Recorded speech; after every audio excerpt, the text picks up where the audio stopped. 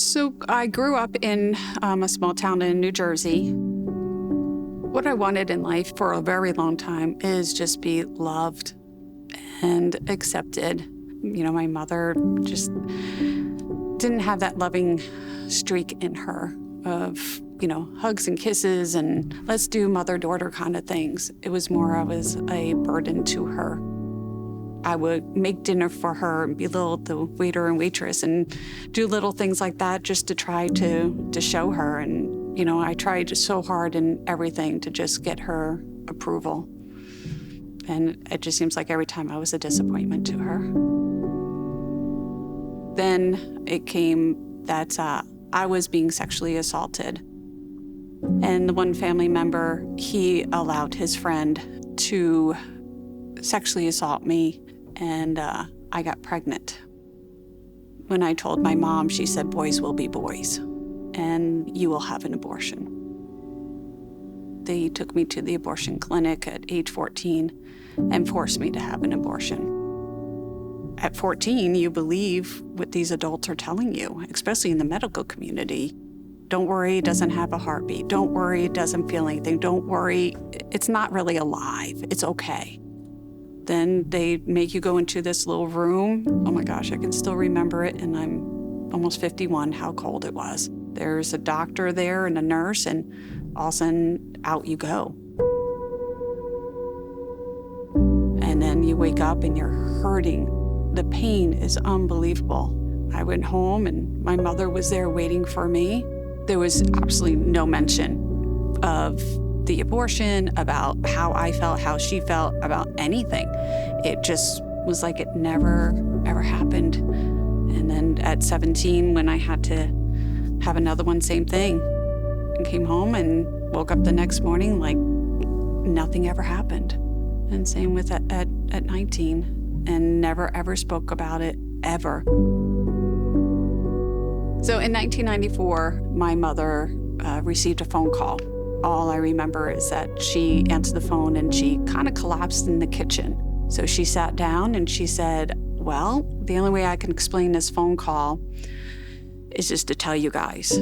I was raped by my stepfather and I was forced to give the child up for adoption. And that was her on the phone.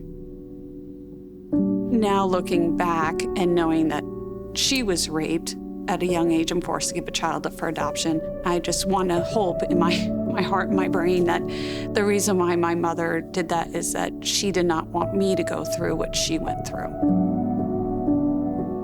I mean, my mother died in 2005, and I have tons of questions and don't have a way to ask.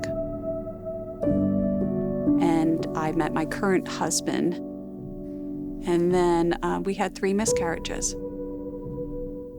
For a while, I really thought I'm being punished.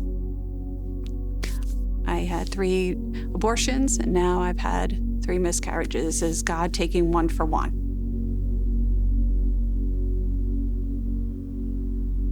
I've always believed in God. I've always gone to church. I was raised more of a Roman Catholic, where my husband was raised Pentecostal. And he said, can you find a neutral church that we can go to? So I look at non-denominational churches where we live. And so that's how I found that in Sun Valley and just started going there. I remember seeing Lisa and Larry's story, and their love story is great, and that they are still together and had more children after abortion. And it opened the door to the Surrender the Secret. So Surrender the Secret is a class that Sun Valley offers. It's a very intimate, about 5 women are in there. And I remember right away emailing her and going, oh my gosh, I can help these women. I've been through this. And she said, you have to go through the class first. I thought I was fine. Like, I didn't need anybody. I was okay. In my mind, God forgave me. Because I asked for forgiveness, because you ask for forgiveness and God gives it to you. But I wasn't healed.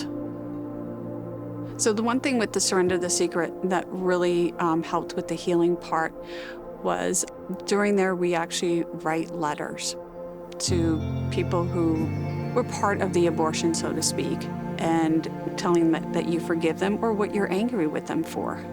And just having the closure of writing those letters and afterwards you go out and you burn them. And that just was like, whew, I gave it all to you, God. You've taken away my pain. I've realized that He uses everything, good and bad, for good. Just having my children, and just my daughter sending me a text today and saying, I'm proud of you, Mom.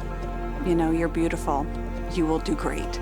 And to me, that speaks volumes for the love of God, not only for her and for me, but also me as a mother to her, and showing her something that I was not shown growing up.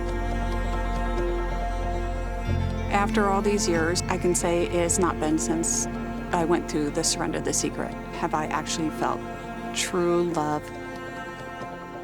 I'm excited to see the change in people, in the few women that I've gone through with the classes with, and seeing them afterwards and seeing just the transformation of them. And I know that's all because of God.